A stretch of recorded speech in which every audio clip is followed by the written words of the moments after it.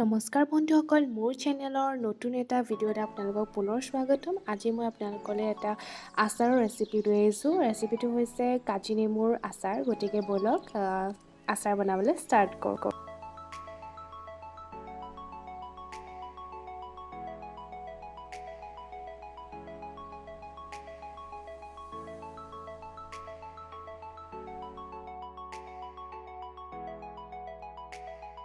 কাজি নেমু আচাৰ বনাবৰ কাৰণে মই কেইটামান পকা কাজি নেমু লৈছোঁ।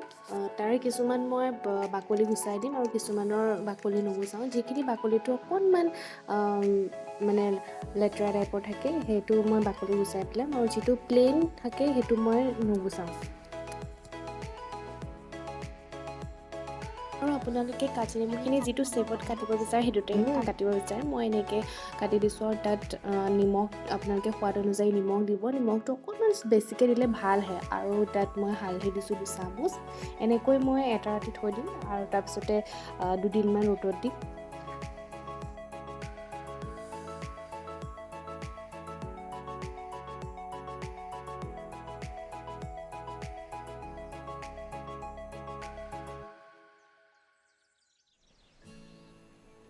আচাৰখিনি বনাবৰ কাৰণে মই প্ৰথমতে মছলাখিনি যোগাৰ কৰি তাৰপিছতে মই নন ষ্টিকি কেৰাহী এখন অকণমান গৰম হ'বলৈ দিম। তাত মই মছলাখিনি আচাৰত দিবলৈ ৰেডি কৰি ল'ম।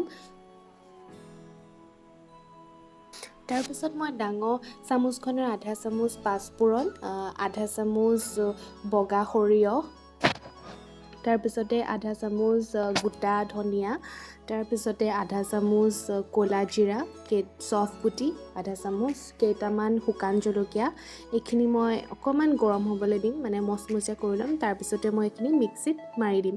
আৰু মছলাখিনি আপোনালোকে বেছি মিহিও হ'বলৈ নিদিব, অকণমান গোটা গোটাত হ'ব মানে থাকিলে ভাল। আৰু তাৰপিছতে মই কালাৰটো হ'বৰ কাৰণে 3 চামুচমান মই ৰেড চিলি দিছোঁ।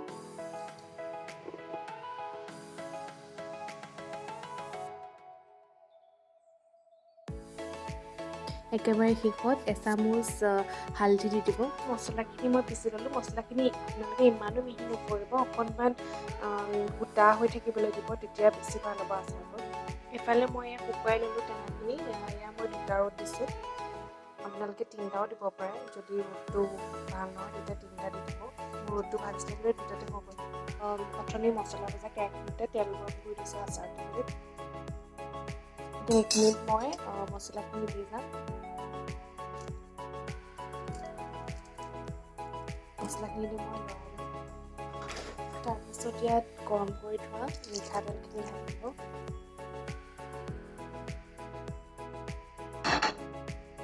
মিঠাতেলখিনি ঢলাৰ পিছত কেঁচা জলকীয়া আৰু আদাখিনি ঢালিব।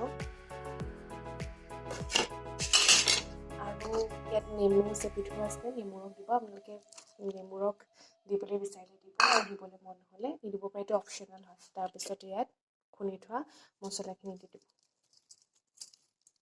তাৰপিছত এয়া মিক্স কৰিব। এতিয়া আমাৰ আচাৰ ৰেডি। খালি ইয়াত তেল আৰু অকণমান দিব লাগিব। এতিয়া মই 2 দিনমান ৰ'দত দিয়াৰ পাছতহে দিম। চিচাৰ বটলতে ভৰাই দিম। 2 সপ্তাহমানৰ পাছত আৰু খাব লাগিব।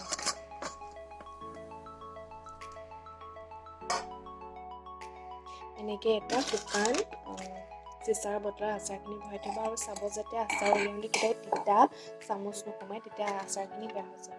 তাৰপিছত আৰু 2 দিনমানৰ পাছত, 2 দিন আৰু 2 সপ্তাহমানৰ পাছত খাব পৰা। এতিয়া খাব নোৱাৰিলে 2 সপ্তাহমানৰ পাছতহে খাব। যদি আজি ৰেচিপিটো ভাল লাগিলে তেন্তে লাইক, কমেণ্ট এণ্ড ছাবস্ক্ৰাইব